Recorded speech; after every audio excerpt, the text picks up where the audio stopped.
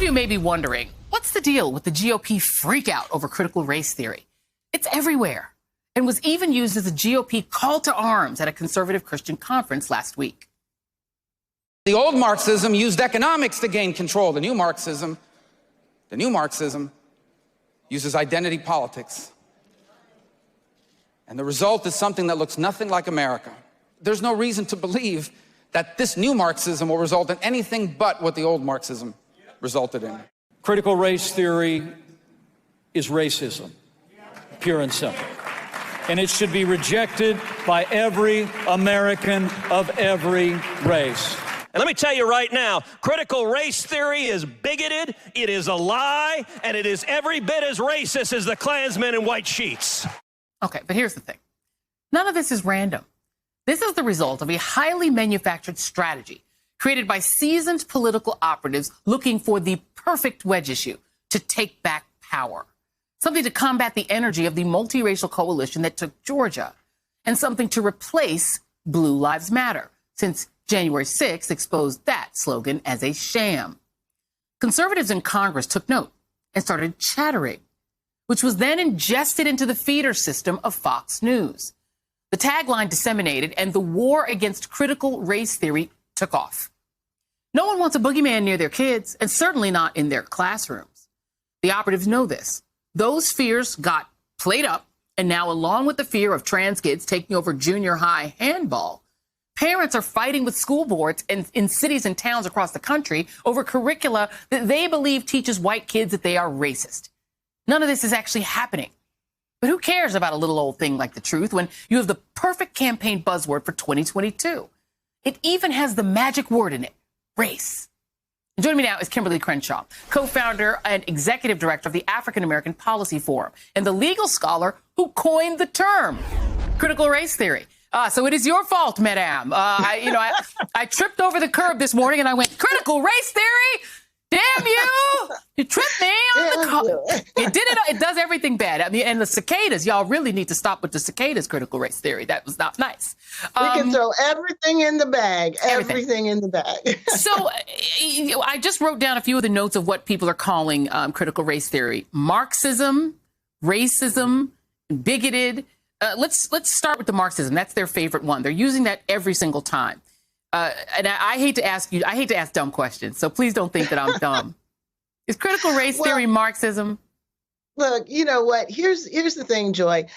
Critical race theory is not so much a thing. It's a way of looking at a thing. It's a way of looking at race. It's a way of looking at why, after so many decades, centuries, actually, since the emancipation, we have patterns of inequality that are enduring. They are stubborn. And the point of critical race theory originally was to think and talk about how law contributed to the subordinate status of African Americans, of indigenous people, and of an entire group of people who were coming to our shores from Asia. And the point was, quite frankly, to understand the problem in order to intervene in it, to understand why the greatest hopes for our republic were not being realized, even though these hopes were encoded in law.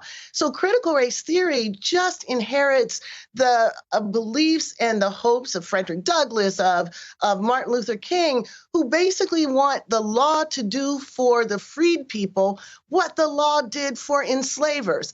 And we picked that up in the 70s and 80s after the civil rights movement to say, okay, so now we've had this big civil rights movement. We have all these laws in the books, but things really aren't looking as different as they should if we are really the society that we say we are. So we put about the task of understanding how law wasn't just the neutral referee. Law wasn't always on our side. In fact, law was less on our side than for on our side. And we wanted to tell these stories in order to do better with the promises that are embedded in the Constitution. That's what's in critical race theory. So is critical race theory, is there a K through 12 curriculum that right now is being taught? I'm sorry, I know it's a dumb question, but is there a K through 12 curriculum on critical race theory that's being taught in schools around this country? Well, look, Joy, if it was news to most Americans that critical race theory was in K through 12, it was news to me too. I'm one of the co-authors of one of the few books on critical race theory. I think I would know if we were being taught in K through 12. I mean, basically, critical race theory, classic critical race theory is a law school course, and it's really, not taught as widely as I would hope it would. Yeah. But here's the deal. This is not about whether anything called critical race theory is in K through 12. What they're calling critical race theory doesn't exist anyway.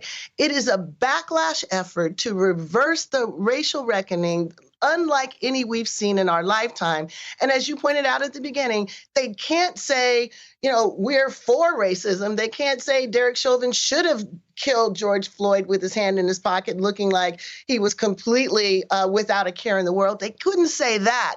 So they looked around and found a strange sounding theory that they could put all of the grievances and resentments in and mobilize people around this boogeyman. And if our side can't really understand what's going on, it's going to work. It's worked in the past. It worked to end Reconstruction, and it can work to end this reckoning too. And a gentleman named Christopher Rufo, who's very vigorously requested to be on the show, we're gonna take him up on it and let him come on this week and invite him on. He literally said, we've successfully frozen their brand, critical race theory, into the public conversation and are steadily driving up negative perceptions. We will eventually turn it toxic as we put all the various cultural insanities under that brand category. To wit, Fox News has mentioned critical race theory nearly 1,300 times in the past 3.5 months.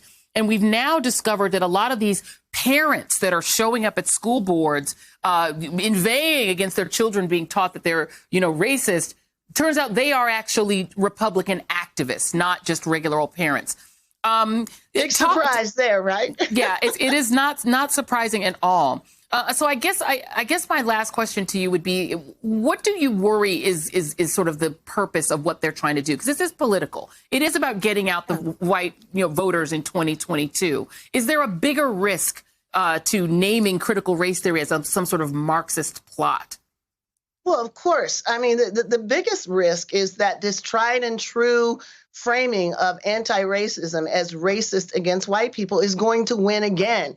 It won at the end of the Civil War when civil rights were framed as reverse discrimination against white people. It won after Brown versus Board of Education when integration was framed as damaging white children. And it could win now if people don't wake up and have a sense of what's at stake. So yeah, you're going to hear all these stories, cherry-pick stories. Turns out a lot of them were not verifiable that the other side is putting out there.